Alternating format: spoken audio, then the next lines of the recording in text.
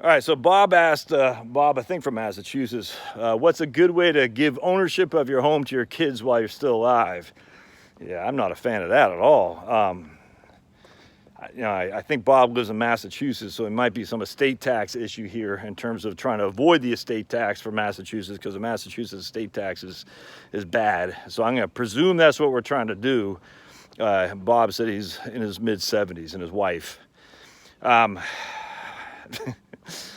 One of the reasons I don't like that, because you're literally transferring the cost basis, all right? So there's no step up in basis at your death, and that could be a big deal. Now, when it comes to step up in basis for a capital gain ownership relative to estate tax in Massachusetts, I can't imagine the estate tax in Massachusetts is higher than a capital gain. I just can't. In fact, if Massachusetts, I think it's what, I don't know, 8% or something like that. The estate tax, and we know capital gains are at least 15%, and depending on the home value, could easily be up into the 23.8. You take 20%, and once you're above a certain threshold, plus a 3.8% net investment income tax. So I can't see gifting an asset to avoid Massachusetts estate tax in order, and then going into a capital gain. I mean, just think about it. You bought a house in, I don't know, what is a rich town of Boston? South Boston? I have no idea. All right, South Boston for $50,000 when it was all crappy back in the 70s. Or Portsmouth, Massachusetts. Let's use, or Portsmouth, New Hampshire, Newburyport. There you go. You bought a house in the 70s in Newburyport. Was a crap hole. You bought for $50,000. 40 years later, Newburyport is booming. It's worth, I don't know, $1 million. So you got $950,000 unrealized gain in that property.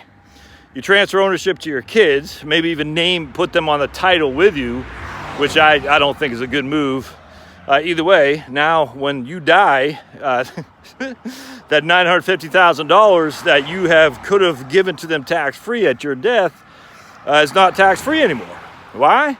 Because they own it and they receive the transfer of your cost basis. They do not receive the step-up cost basis. So now they're going to have a $950,000 capital gain when they sell it. Now, they might not want to sell it. If that's the case, that's fine. It still doesn't make sense to give it to them, though.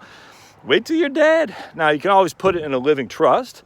I don't know what the state of law of Commonwealth of Massachusetts are regarding primary occupancies in a living trust. I don't know. But you can always do that.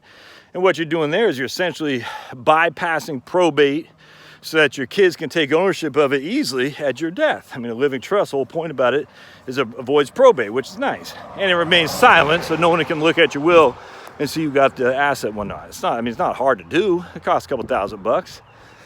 But actually giving the property while you're alive, yeah, I don't think that's a good move. I'd definitely talk to an estate planning attorney about that. Secondly, how about the risk inherent? I tell you, this is going to sound crazy, but man, I've been doing this for a long time, and you see some weird stuff. All right, what if you add your kid to the deed of the property, and your kid becomes, freaking doing things he shouldn't be doing? All right, what happens then if he's sued? For whatever reason, goes bankrupt, sued, whatever. What happens if he brings some drug dealers to your home and he is ownership of the home and someone gets hurt? I mean, theoretically, if that happens even in your house, whoa, Speedy McGee, Speedy Gonzalez, fastest mouse in Mexico there. That's not cool. What happens theoretically, even though if the kid wasn't on the deed, you could still get sued, right? Absolutely. Your homeowner's insurance will cover that. What's the likelihood, though, that they're going to be keen on covering it if your kid was on the deed now and he allowed people to come in and sell drugs and things like that? Financial planners are a paranoid bunch because we've seen a lot of stuff when it comes to money. We're like, are you really serious? I'm really going to make a freaking congressional action out of this $20 freaking table that Grandma Jones left you? You'll see all kinds of crazy stuff. And so what I'm talking about is when you add a kid to your deed, you are literally giving him ownership. If you add the kid to your deed and remove your own name, you're literally making a gift. And that kid now can move you out of the house. He can sell the house. You can say, hey, Dad, appreciate it, but man, I got some needs I need to take care of. So you need to go. You think that hasn't happened? That happens all the time. All the time. The kid owns the house, man. I'm not saying, you know, your kids might be great. I don't know. I'm just saying, don't be so quick to turn over an asset for any reason unless there's a significant reason here. The only significant reason that jumps out at me is to avoid probate. And again, putting in a living trust, that does all that. Some states, hell, counties, you can do like quit claim deeds. And I'm not all that familiar how these work, but I've talked to numerous people. I said, how'd you transfer the assets, the home ownership? I just did a quit claim deed, and I don't even know how it works. Almost like a transfer on death titling on a real estate property. And again, it's counted by county. I don't know how that works for your neck of the woods, but that might be something to look at. It's like a TOD, a transfer on death arrangement, so when you die, it goes directly to your heirs. No big deal. Or a living trust, you could put in a living trust. We know for a fact that avoids probate.